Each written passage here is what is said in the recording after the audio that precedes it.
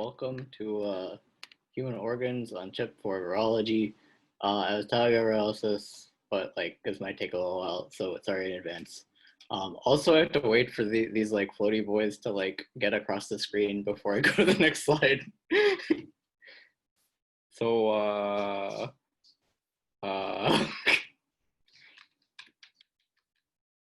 don't know why it does that. I literally can't do anything. Okay, okay, so I'm gonna be talking about what the heck an organ on chip device is, why you want to use it. Why I want to use it specifically for modeling the host response, like viruses, and then two specific examples of organ on chip devices applied to virology. One is a liver sinusoid on a chip for modeling hepatitis B infection, and the other is a lung on a chip device for the COVIDs, irrelevant right now. And obligatory conclusions and future directions. So, why do you want to make an organ on chip device? What the heck is it? The main issue that you're looking at here is that animal models are have been and are pretty useful for modeling disease and doing things like drug development, but they don't always replicate what happens in people very well. And so one big issue, specifically in drug development, is you have a drug that works in mice or something, and then you go to clinical trials, and all of a sudden stuff stops working the way it should be in the animal models, and so a lot of money gets put into these drugs, and then they flop during clinical trials. So trying to find a way around that. And the main idea here is that you're trying to move away from animal models, which are kind of black box-ish, where you have all the components there of a living thing, but you don't necessarily know everything that's going on, to something that's a little bit more controlled, where you can know everything you're putting into the system and tweak things as necessary. And so organ-on-chip devices are essentially, you're trying to build an organ's microenvironment outside of the body, physically. And so it's more of a bottom-up type approach to preclinical research, drug development, etc. So this might seem still a little bit abstract. So here's a little bit more of a specific example of what an organ-on-chip device might look like. So if you, let's say you want to model the colon.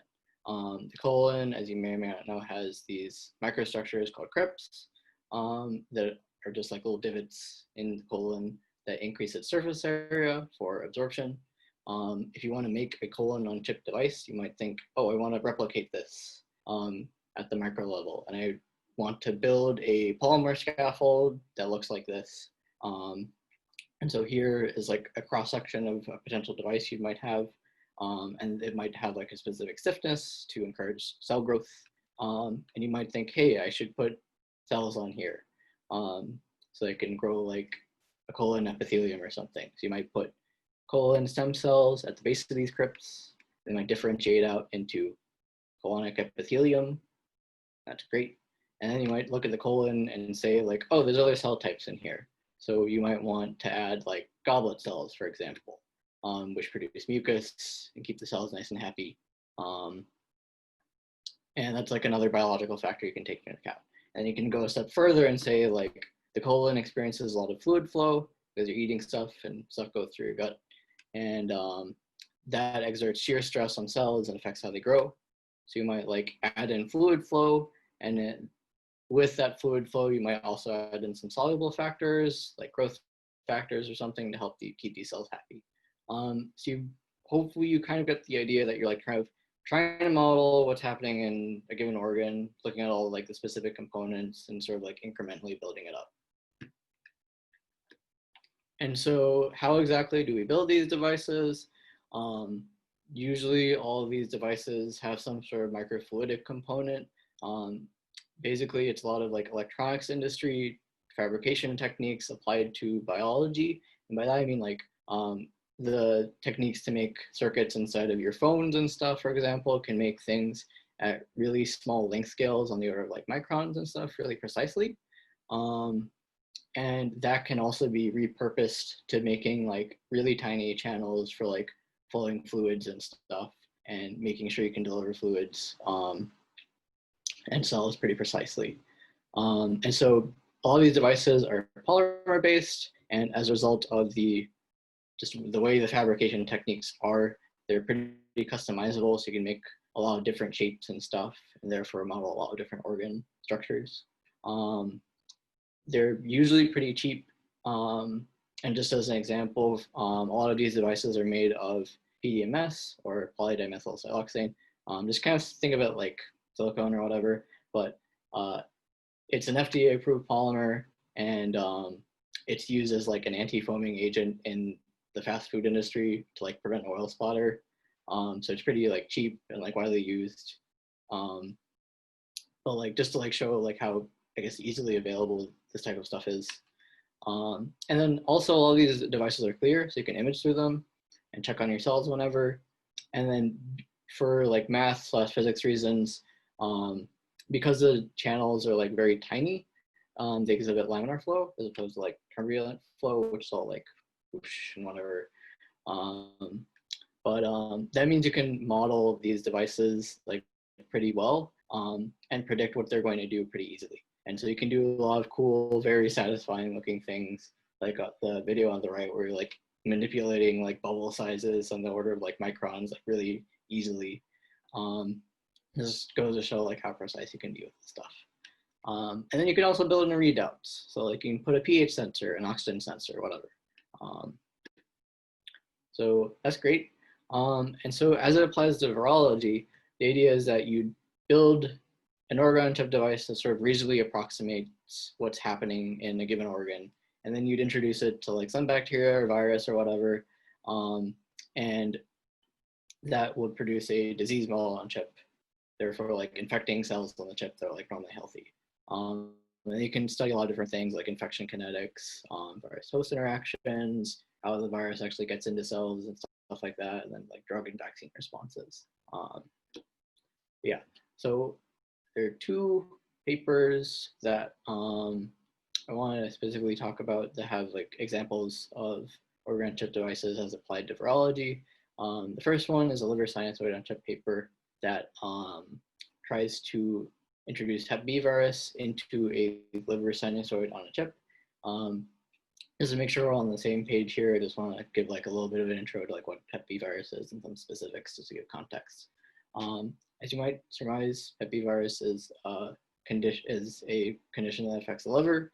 It causes chronic liver inflammation and sends the liver sort of down this path from inflammation to fibrosis to cirrhosis and then eventually hepatocellular carcinoma. So basically just like scarring and then eventually cancer because you're having this chronic inflammation going on in the liver. It affects a lot of people and is transmitted by blood and bodily fluids. To the right, top right is just a picture of what the virus looks like. And two specific important antigens, I guess there's technically three, but like we'll just focus on two, are the Hep B core antigen, which goes into cells and can induce a cytotoxic T cell response in hepatocytes. And I could be wrong about this, but I think the core antigen on its own also can induce inflammation. But and then there's also the surface antigen, which is just like the outer coating. And so these are two things that are important for like just monitoring status of infection. And so, for example, if you look at a patient's serology that is acutely infected, you'll notice that they might have like early stage antibodies against the core antigen, HBsAg, and surface antigen present. And so when you're looking at in vitro models for Hep B, one major issue is that when you're trying to take like human hepatocytes from people so you can like put Hep B virus in them and then like study them, the issue when you take them out of the body is that they de-differentiate and they lose a lot of important like enzymes and stuff that make hepatocytes like cytochrome P450 enzymes, which are important for metabolism. So organ-on-chip devices are a pretty suitable thing to help address this issue. On top is a normal liver sinusoid, which is just like a unit of liver. And then on the bottom is the actual device structure, just as a comparison. The top figure has like a lot of stuff going on, but just like focus on the blood flow area for now. Let me see if I can have, oh, I do not have my mouse. Anyways, there's two blood supplies to the liver. There's a hepatic artery, which is like the bottom leftish, reddish thing that eventually like goes down into the hepatic arteriole, and that supplies most of the oxygen to the liver. And then the bluish blood supply, it comes from the portal vein, which is basically like draining blood from like a lot of different organs, or is the blood from a lot of different organs like after it passes through them.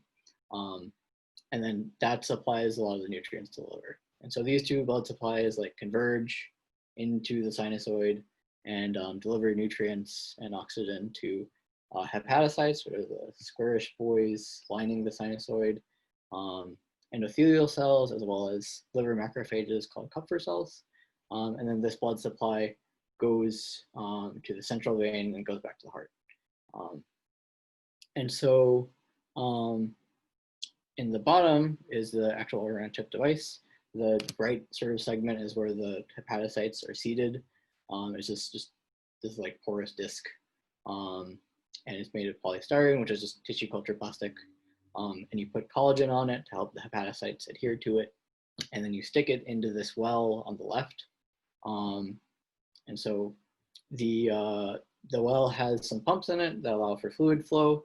The fluid goes beneath the scaffold, like the porous scaffold, and then goes through it up into a reservoir and just kind of cycles throughout.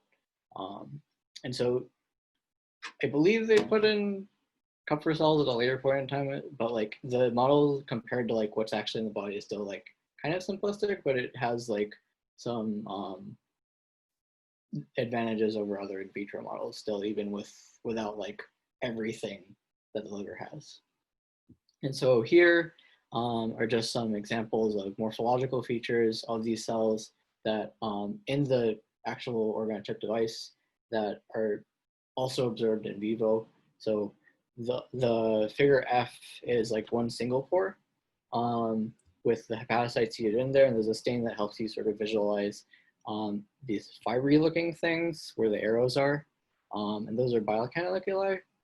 Those are just like tiny bile ducts which in the body would normally go to the gallbladder and feed bile into it from the liver. And you can see a very zoomed in point of view from an electron scanning microscope on the figure on the right, top right, G. And this is just like a good sign that they're doing well, that they're like replicating features that are seen in cells in the body. In H, you can also see some tiny like little like finger-like projections from the hepatocytes up top with the like outlined arrow. And this is like another structure of hepatocytes that's seen in the body that they're also replicating here in these chips. And so this figure is a lot of bars, but basically they're trying to look at cytochrome P450 enzyme expression. And these are just like the HNMT, type 2A6, all these different things at the bottom are just different cytochrome P450 enzymes that you see in the liver. And they're comparing it across different in vitro models, as well as fresh primary human hepatocytes from people, which is in the black bar over here. So that's your sort of control to look at. Ignore the yellow one for now, I forgot to take that out. So from left to right, you have 2D primary hepatocytes, or just like culturing hepatocytes in like a monolayer, and the expression levels don't really match too well with the black bars. 3D spheroids, which is just like a clump of hepatocytes, which models are kind of well, but like some of the enzymes are a little bit off. And then you have self-assembling co-cultures, which I believe is also 2D, and they just culture the hepatocytes with some other cells. And again, not very good in comparison to the black bars. And then finally in green, you have the organ-on-chip model, which it's a little bit lower, but like the overall kind of levels are kind of similar. So just another good sign that they're doing a good job. And so finally, they were able to infect these liver hepatocytes on this chip with Hep B virus. On top is a control, with blue being just like cell nuclei, and then green is surface antigen and red is core antigen. On below you have, and again, these are each of the pores, by the way. And then below you have the infected chip. And what was really cool is that they were able to sustain the infection pretty stably over a course of like 22 days on this device. And then like also, like as is without the infection, they're able to culture primary hepatocytes on there for like 40 days. So it gives you a lot of time to like do experiments and stuff. So the next one is the COVIDs.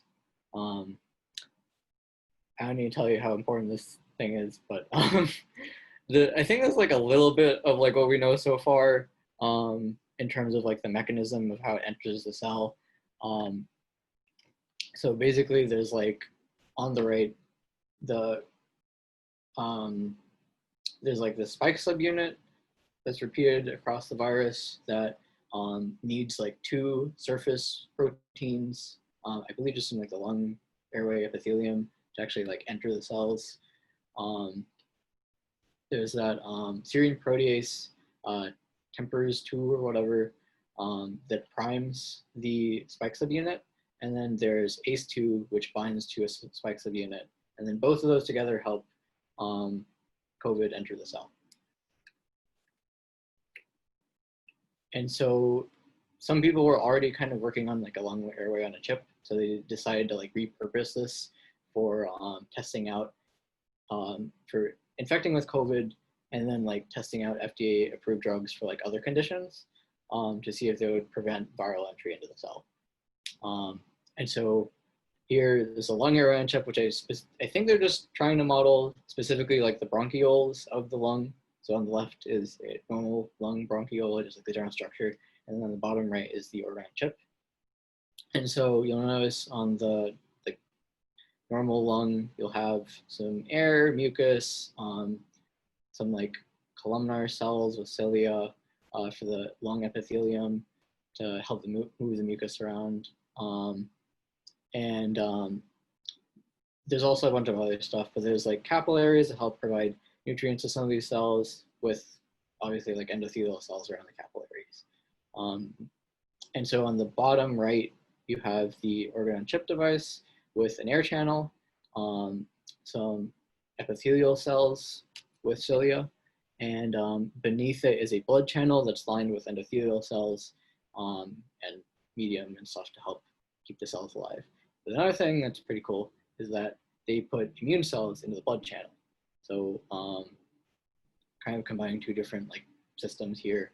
And they're trying to, I think it's mostly neutrophils, but on the top right are just like a couple of quick videos of like some morphological and other things that some morphological and other things that they saw on the organ chip device. So the left is a video of if you have like a top-down view of the air channel where you see the cilia beating of those lung epithelial cells. It's a good sign. And then on the right is actually, I think it's from like a bottom-up view or something maybe, but orange stained neutrophils flowing through the blood channel in the organ chip device when it's infected with, I believe it was H1N1 virus for this. They had another video where it was like basically the same thing, but none of the neutrophils really stuck to the endothelial cells in the capillary. But when they infected with the virus, like you see like clumps of cells kind of like sticking and staying.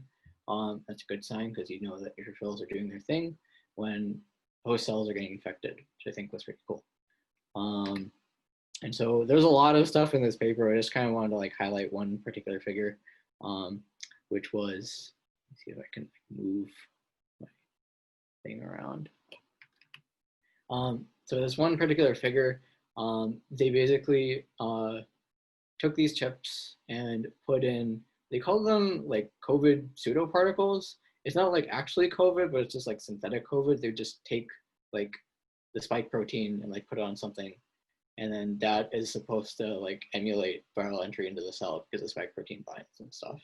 So they have their control and they put these pseudoparticles into the air channel and took a sample of the lung epithelium after infection and ran it through like real-time PCR and just measured levels of viral entry that way and then set the control to like 100% viral entry. And then they took another or I guess like another replicate of this organ on chip, put drug through the, I believe it was just the blood channel, could be wrong, but for like 24 hours, and then put the virus through the air channel, and then maintain the drug for like another 2 days, and then measured the viral entry into the cells after that.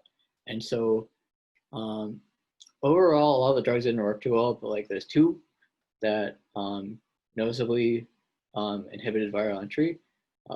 One, teremiphen, was like, I think it's used as like a breast cancer drug, but it's also being used for trying to treat Ebola, because I think it also prevents viral entry into the cell, or it prevents fusion of like the viral membrane with like the cell membrane. And then amodiaquine is another anti-malarial drug which I was kind of confused by, because it's like, I believe it's in the same class as like chloroquine and like hydroxychloroquine. I could be wrong about that, but just kind of interesting. But I think like the main thing with the study was, it was just like cool to see like all these components come together, and like be like rapidly purposed towards addressing the pandemic, even if we still don't have like too much data on what's like effective. And so in conclusion, there's still like a lot of work for these devices to be done. Like, not like all these devices kind of like have like some steps there in terms of replicating their respective organs, but not all of them take into account like every single thing that's like in that given organ in terms of like cell types or like growth factors or whatever. And then another thing is that like these are like usually just like singular organs on the chip. And so in order to encompass like the full functions of the body, you need to like think about integrating these chips together eventually. I don't know when that'll happen, but I feel like it'll take a long time. But overall, they're potentially like promising supplement, maybe alternative to animal models for applications virology for reasons I outlined before. And they may play a big role in personalized medicine, because ideally you'd be able to take a patient's cells and then put them on these chips and then do like drug testing or something on them. So you have like your own chip and you'd be able to observe your own response to drugs. But again, pretty like far in the future, but very cool stuff. That's everything.